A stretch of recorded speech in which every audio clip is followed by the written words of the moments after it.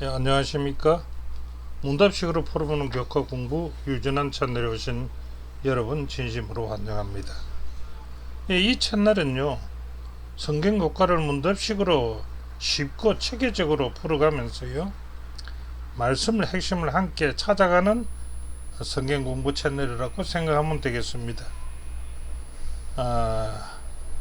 이 공부의 과정은요, 질문을 통해서 생각하고요, 성경으로 답을 확인하면서요, 서로 의견을 나누는 토론식 공부에도 쉽게 활용할 수 있도록 내용을 정리한 그런 교과입니다. 오늘도 하나님 말씀 속에서 새로운 깨달음과 은혜를 나누는 유익한 시간 되기를 바라면서 교과 공부를 시작해 보겠습니다. 2026년 제3기 총제목 고린도 전후서에서 오늘은 문답식으로 풀어보는 교과 공부 제7과가 되겠습니다. 제목은 사랑의 본 모습이라는 제목을 가지고 5분 주에는 공부가 시작되겠습니다. 자, 첫째 날 일요일 문제입니다. 제7과 사랑의 본 모습입니다. 자, 오늘 5분 주 기억절은요, 그런 적, 믿음, 소망, 사랑, 이 세 가지는 항상 있을 것인데 그 중에 제일은 사랑이라 고린도전서 13장 13절에 있는 말씀이 되겠고요. 첫째 질문에 들어가면은요, 사도 바울이요, 사랑에 대한 말을 얼마나 많이 했으며 그렇게 많이 한 그 이유는 무엇인가 하고 한번 질문해 봅니다.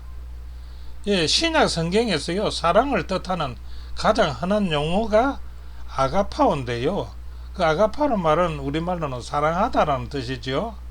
그런데 이 말하고 동족어가 그의 서신에서요 135회나 등장한다는 것입니다. 이것을 갖다가 이렇게 풀어보니까 신약 성경 용례의 절반에 가까운 수치가 이것이더라 이겁니다.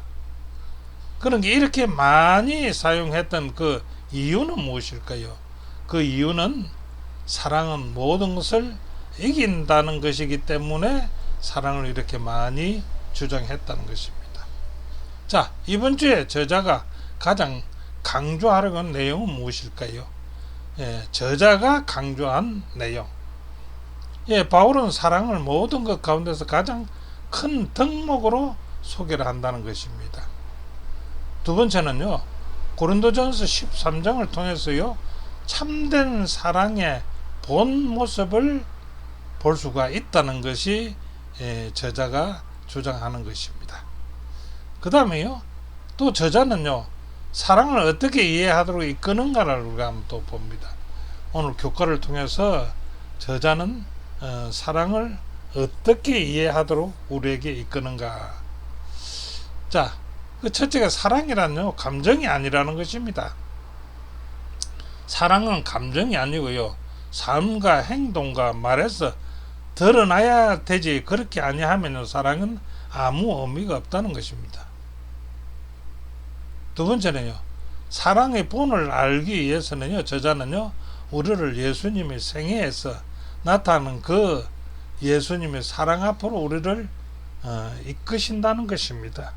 이것이 오늘 공부의 대충적 요지라고 볼 수 있습니다. 자, 일요일 문제요, 사랑의 본질입니다. 고린도전서 13장에서 바울이 말하는 사랑의 본질은 무엇일까요? 고린도전서 13장 사랑의 본질은요, 바울이 말하는 사랑은 모든 은사를 바르게 사용하게 하는 가장 중요한 원리라고 얘기합니다. 방언이나 예언이나 지식이나 믿음이나 선행과 같은 은사도요, 사랑 없이 행하는 것은 아무 유익이 없다라고 얘기합니다. 그래서 고린도 13장 1절부터 3절까지는 이 사랑은요, 성령께서 주시는 아가페 사랑으로서요, 그리스도 이웃을 행해 자신의 삶을 온전히 드리는 헌신적인 것을 얘기한다는 것입니다. 두 번째는요, 세상 사랑의 본질은 뭘까요? 세상에서 말하는 사랑의 본질. 예, 세상에서 말하는 사랑은요, 사람이나 사물에 대한 애정, 가족 간의 사랑, 친구에 대한 사랑, 이성 간의 사랑 등은 감정적인 끌림을 의미한다는 것입니다.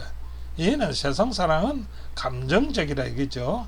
이러한 사랑도 귀하지만은요, 그게 쓸데없는 사랑이 아니라는 것입니다. 귀하지만 바울이 말하는 사랑은 단순한 감정이나 인간적인 호감에 머물지 않는 사랑이라는 겁니다. 그러면 세상 사랑과 고린도전서 13장의 사랑의 본질과 그 두 사랑의 차이점은 무엇일까요? 자, 쉽게 말하면요, 세상의 사랑은 주로 감정과 관계의 중심에서 이루어지는 것이죠. 그런데 그 사랑의 내적을 살펴보면 전부 다 이기적인 사랑이라는 거예요. 그러나 고린도전서 13장의 사랑은요, 성령께서 마음에게 주시는 사랑으로서 행동과 생각과 삶 전체를 하나님과 이웃을 위해 드리는 무슨 사랑요? 이타적인 사랑이라는 것입니다. 그래서 세상 사랑과 고린도서 13장의 차이는 엄청난 차이가 있다는 것입니다. 자, 마태복음 24장 12절에서요, 예수님은 무엇을 경고하셨습니까? 우리는 어떻게 사랑을 지켜야 하는가 한번 살펴봅니다. 그 답은요, 예수님은요, 불법이 성함으로 많은 사람의 사랑이 식어진 때가 되었다 이렇게 말합니다. 이렇게 경고하죠. 예, 예수님은 불법이 성함으로 많은 사람의 사랑이 식어졌다. 그러므로 그리스도인은요, 사랑이 식어지지 않도록 그리스도의 사랑을 본받아야 한다는 것입니다. 우리의 모본은 십자가에서 자신을 희생하신 예수 그리스도의 사랑을 따라야 지킬 수가 있다는 것입니다. 세 번째는요, 아가페 사랑은요, 고린도서 13장을 기준으로 하면요, 사랑은 어떻게 해요? 오래 참아야 된다. 예, 끝까지 지키려면 오래 참아야 되고요, 친절해야 되고요, 시기하지 않아야 되고요, 교만하지 않아야 되고요, 자기의 유익을 구하지 않아야 되고요, 모든 것을 참고 믿어야 되고요, 또 바라며 견디는 사랑이라고 아가페 사랑을 얘기하고 있습니다. 자, 사랑의 본질이니까 사랑의 본질이란 무엇일까요? 사랑은 은사 중 하나가 아니라는 겁니다. 모든 은사를 가치 있게 만드는 본질이 바로 사랑이라는 것입니다. 그 사랑이 아주 중요하다는 것입니다. 사랑의 본질은 뭐라고요? 가치 있게, 모든 은사를 가치 있게 만드는 본질이 사랑이라고 얘기하고 있습니다. 자, 월요일 문제 들어가겠습니다. 제목은요, 사랑이란 어떻게 하는 것인가? 예, 오늘 제목에 따라서 도입을 한다면 고린도서 13장 4절부터 7절은요, 사랑의 특징으로요, 사랑이란 무엇이며 무엇이고 무엇이 아닌지, 무엇을 해야 되고 무엇을 하지 않아야 되는지를 알려줍니다. 그래서 아래는요, 사랑이 가득한 사람의 행동들을 나열해 놨는데 그걸 한번 볼까요? 첫째, 해야 될 것. 사랑은 오래 참아야 된다. 히브리어로 마크로티메오라고 하는데, 이는 오래 참아야 된다. 어떻게 되는데, 인내심을 가지고 오래 참아야 되고 서로 용납해야 된다. 두 번째, 사랑은 온유해야 된다는 겁니다.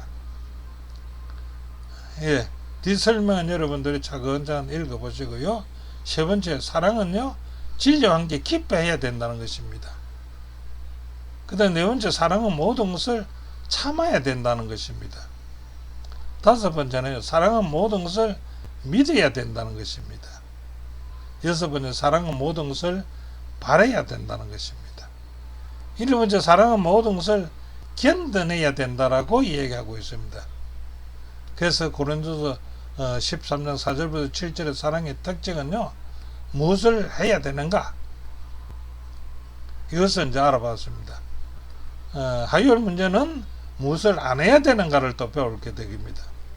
자, 여기서 우리가 토의 질문 하나 해본다면요, 바울은 내 사랑을 감정이 아니라 행동으로 설명했을까요? 예, 답을 한다면 이렇습니다. 사랑은 말보다 삶의 행동으로 나타나야 하기 때문이라는 겁니다. 또 다시 질문한다면 고린도서 13장에서 사랑을 가장 잘 보여주는 특징이 무엇입니까? 라고 묻는다면 사랑은요, 믿음과 소망을 가지고 오래 참고 친절하며 끝까지 견디는 것이 고린도전서 13장의 사랑의 특징이라는 것입니다.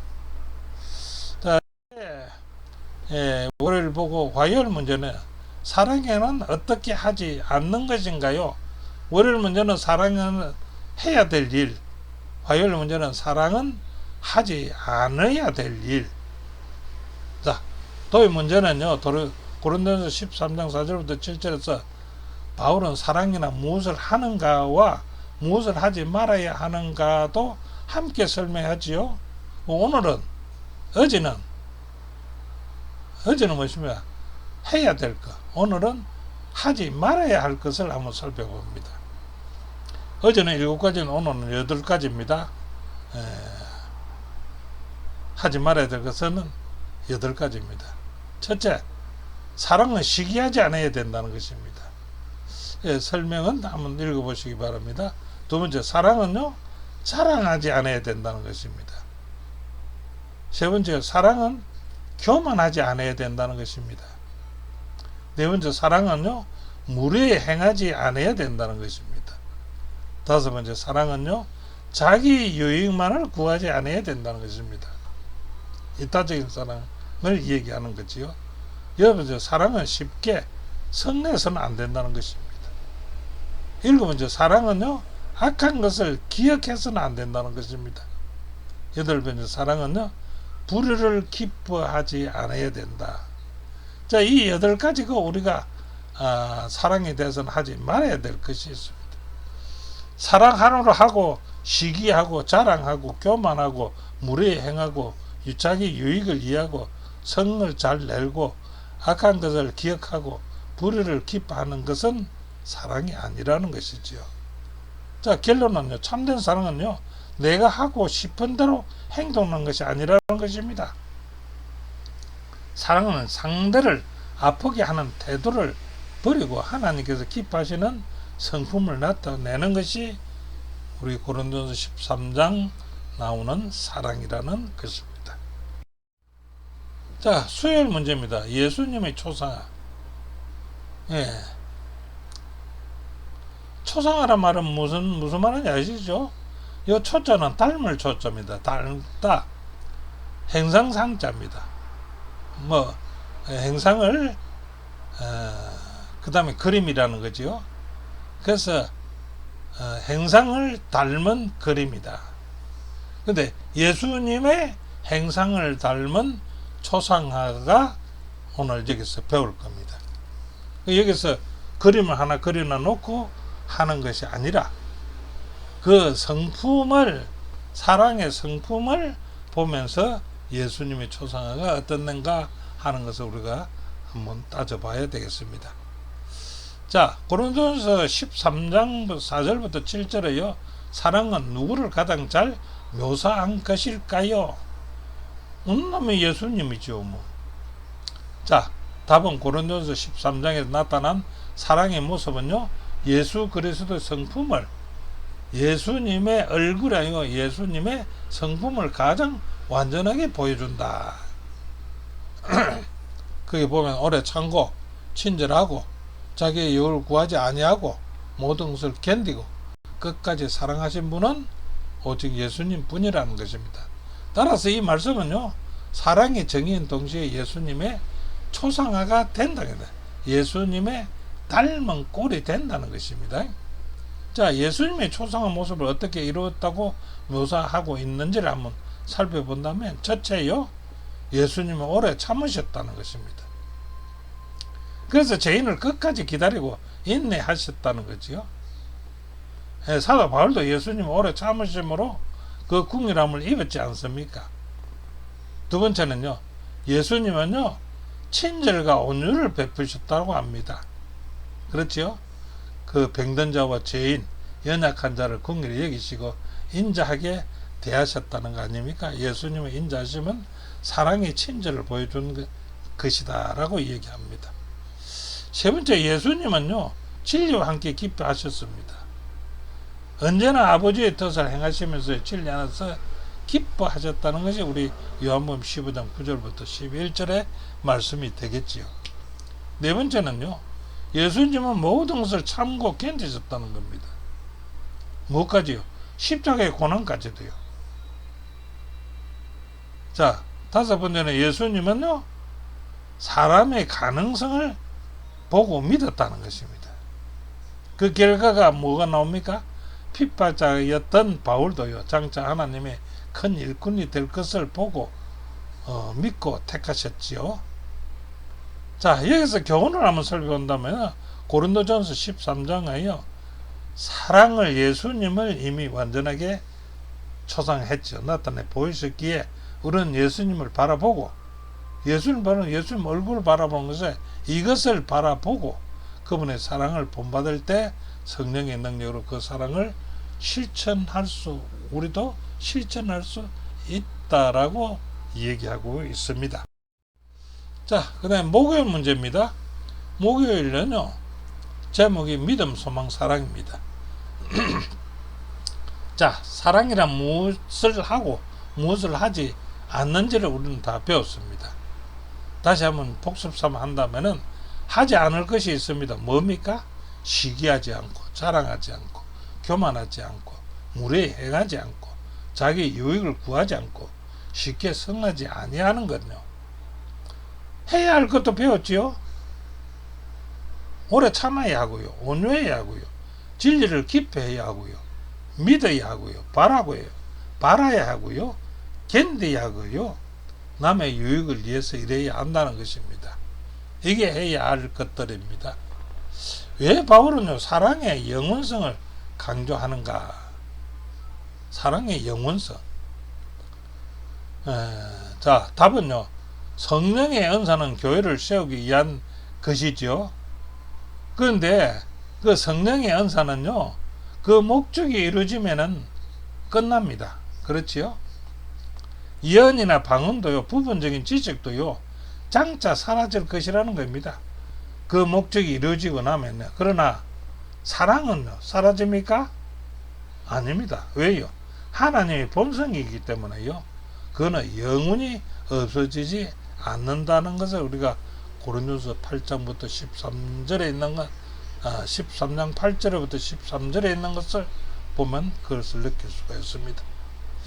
자, 두 번째는요, 믿음, 소망, 사랑은 왜 그리스도인의 삶의 기준이 되는가? 믿음 기준이 됩니까? 소망 기준이 됩니까? 사랑 우리 그리스도인의 삶의 기준이 됩니까? 알아보겠습니다. 첫 번째 믿음이죠. 믿음이 왜 필요하면 믿음은 하나님을 신뢰하게 하고요. 믿음이 없으면 하나님 신뢰하지 못한다면 우리는 안 되죠. 두 번째요, 소망이죠. 소망은 장차 이루어질 약속을 바라는 것이 소망 아닙니까? 그 약속을 믿지 않는다면요, 바라보지 않는다면 아무 소용없을 거 아닙니까? 사랑은요, 하나님의 성품을 나타내게 하는 것이죠. 이 세 가지는 성령께서 이루시는 성숙한 그리스도의 삶의 상징이지만 그 가운데 가장 큰 것은 무엇이라고요? 사랑이다. 이렇게 말하고 있습니다. 자, 그래서 세 번째요. 믿음, 소망, 사랑이란 무엇입니까? 믿음은 하나님을 의지하는 삶이 믿음이지요.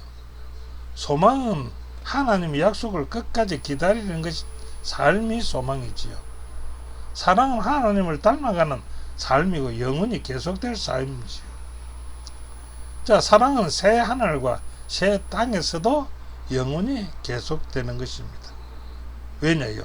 하나님의 성품이기 때문입니다. 그러므로 오늘 우리의 신앙은요, 믿음으로 살고 소망으로 기다리고요, 사랑으로 행하는 삶이 우리의 삶이 되어야 된다라고 말하고 있습니다.